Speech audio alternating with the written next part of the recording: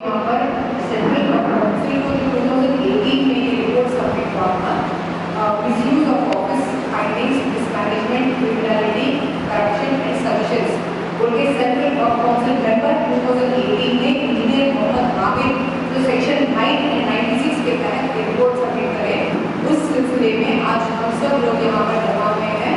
मेरे राइट से लेके महिला शरीफ जी हैं जो मस्जिद सोसाइटी के सेक्रेटरी हैं, और अहमद जी हैं जो एमडीजे के सेक्रेटरी हैं, और अमित हिंदी जी हैं जो सेक्रेटरी हैं, और मेरे लेफ्ट में हैं एडवोकेट तरफ जी जो एपी गवर्नेंस कमीशन के एक्स मेंबर थे, और उनके बाद आयशा फातिमा हैं जो एजुकेशनिस्ट हैं, और उनके राइट में फिर से लेफ्ट में प्रोफेसर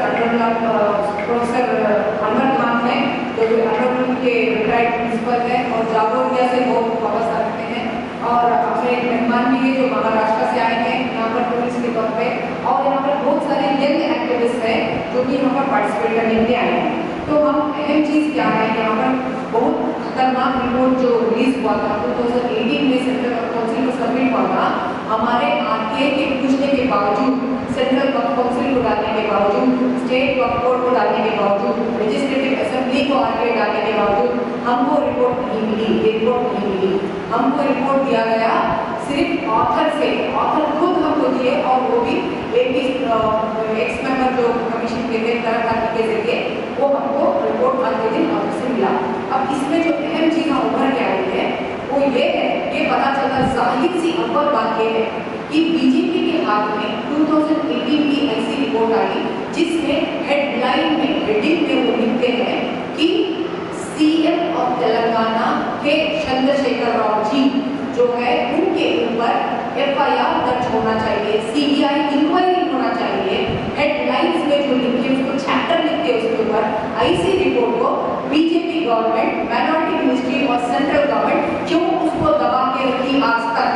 वो जताती है कि वो वक्त की वेलफेयर में, माइनॉरिटी मुस्लिम्स की वेलफेयर में जो बात करती है, आज ये रिपोर्ट साबित कर दिया उस बात को कि वो सच ही में वो मुस्लिम की ना हित में है, ना किसी माइनॉरिटी की हित में, ना संविधान के हित में है, ना इस देश के हित में है। क्योंकि जबकि इसमें साफ साफ तौर से पूरी करप्शन इसमें लिखा हुआ है, तो इस रिपोर्ट को आज तक छुपा के रखे और ये नहीं, तो ये साबित हो गया कि वक्त 2025 तो 7 साल के बाद उन्होंने जो रिपोर्ट निकाल के लाए वो किस चीज़ के लाए हो? वो इसी चीज़ के लाए ना कि जो पूरी एनक्रोचमेंट हो चुकी है करप्शन के तहत में, वो पूरी लैंड को वो इसको संभालना चाह रहे हैं सिर्फ एनक्रोचरों के हाथ में। उस एनक्रोच किया हुआ लैंड आज कोई भी मुतवल्ली उम्मीद पोर्टल पे नहीं चढ़ा सकता, एनक्रोचर नहीं चढ़ाने वाला है, उसको मुतवल्ली को चढ़ाना नहीं आता।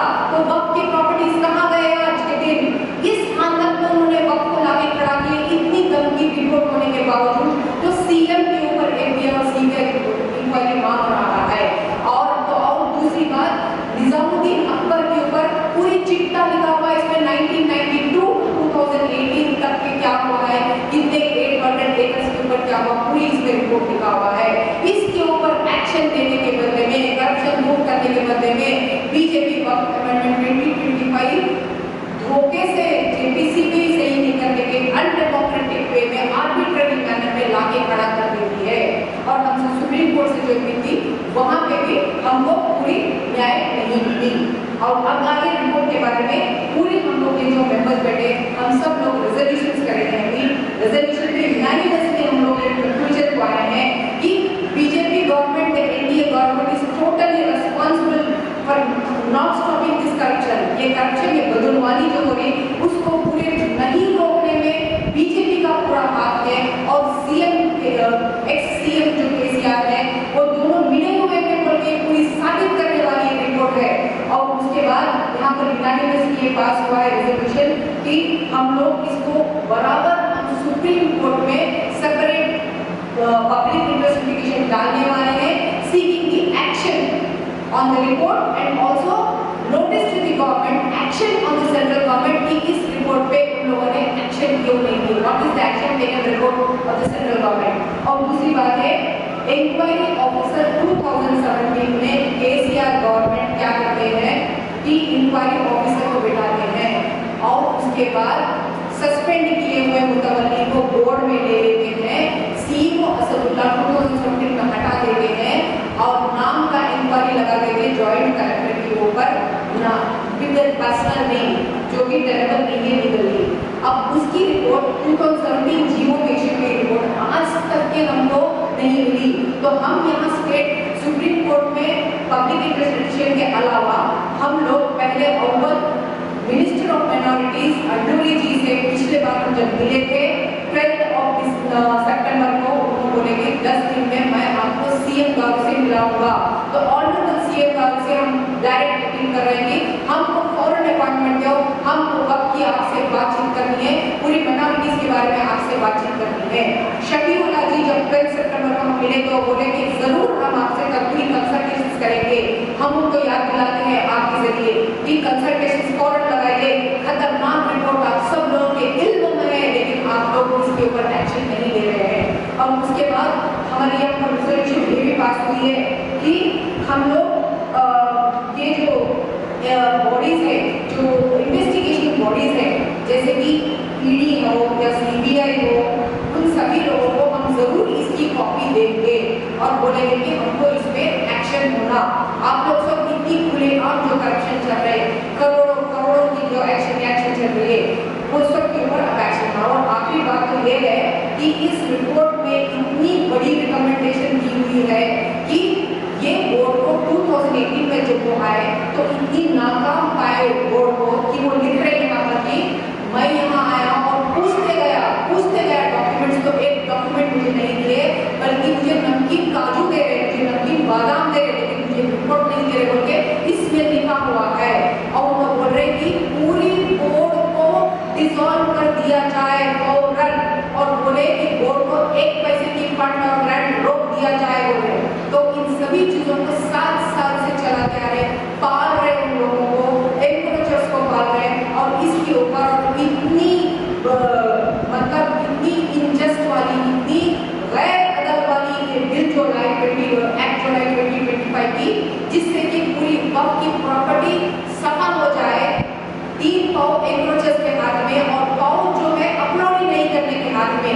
इतनी अनजस्ट है ये एक्ट। और ऊपर से ये लोग जो सदियों से, फॉर एग्जाम्पल अभी जो बताए हम लोग 1914 की जो मुताबिक है, वो 1970 में जो वो गेजेट बन गई है, तो सुप्रीम कोर्ट बोले कि ये बराबर पूरी तरह से it is a proof that it is a property. तो ऐसी पूरी लीगली टेरिबल डॉक्यूमेंट्स को रखते हुए आज एनडीए सरकार ये बोलती है कि हम 6 महीने का टाइम देके उसके अंदर तुम इसमें आ गए तो आ गए, वरना गवर्नमेंट की जमीन। ये क्या है? What about the legal documents जो कि इतनी तहकीकात करके लिए गए हैं? और बीजेपी की 2025 एक्ट जो है, बहती हुई एक्ट है, उसमें पूरे झूठ है। 2 वुमेन की जो है वो 2013 अमेंडमेंट एक्ट से ही था, हम खुद उस एक्ट के तहत में अप्लाई करके मैं खुद अप्लाई करती, और मेरे दोस्तों हम सब मेंबर्स को मालूम है। उसके बाद वक्फ ट्रिब्यूनल फाइनल है बोलते बोले, इसका कोई फाइनल नहीं है। जो लैंडोनिक्स की शाह वलीउल्लाह हुसैनी की जो दर्जे की है, उसकी ट्रिब्यूनल यस बोली थी, अपील हो गया हाई कोर्ट यस बोली थी, वक्त की जमीनें बोली थी, अपील हो गए सुप्रीम कोर्ट में केस लॉस्ट हो गए। तो ये फाइनल ट्रिब्यूनल की कहीं नहीं लिखा हुआ है। There is always an appeal to every order unless it goes back to the president and comes back to the president. इतनी है हमारी सिस्टम में। ऐसी सिस्टम को जो है उसको नहीं बता के ये लोग बता रहे कि ये लोग कुछ लेके आए होंगे।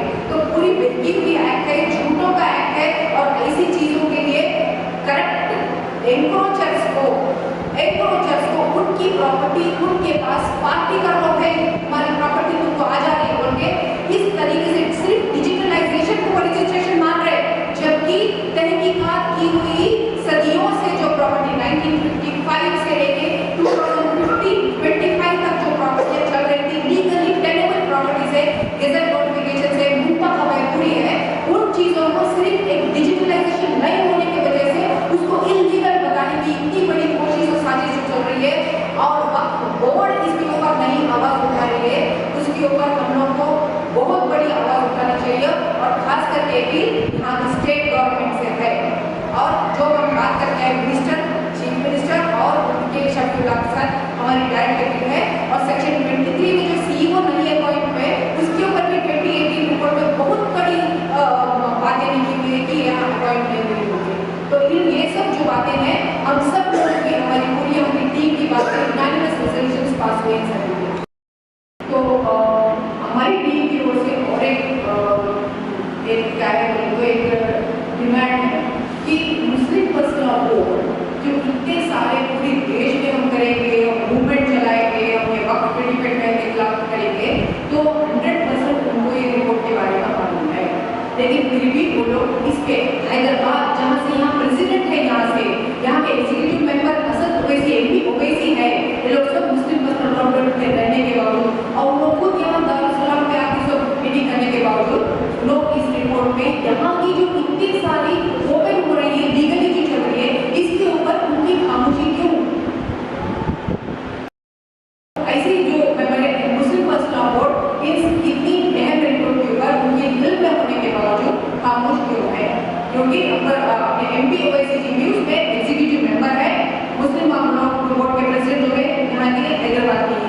तो ये सब इम्पोर्टेंट चीज अवाम की आवाज से निकल रही है और गलत से निकल रही है और आवाम की आंख से निकल रही है, ये अच्छी नहीं है। ये जो एंक्रोचर्स है, बदुमान लोग हैं, उनकी बर्बादी की ऐलान है। Madina schools, best academic faculty, बेहतरीन डिसिप्लिन, जहां तालीम भी और तरबियत भी। 43 साल से लगातार 100% फर्स्ट क्लास और डिस्टिंक्शन रिजल्ट्स का बेमिसाल रिकॉर्ड।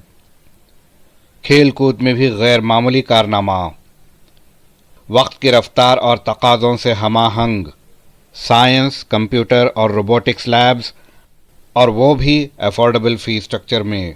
एडमिशन्स के लिए कांटेक्ट कीजिए 9100441445 या 6304148143 पर। Himayatnagar for boys and girls, Nampally for girls and boys up to 5th standard. Madina schools, Himayatnagar और नामपल्ली, हैदराबाद।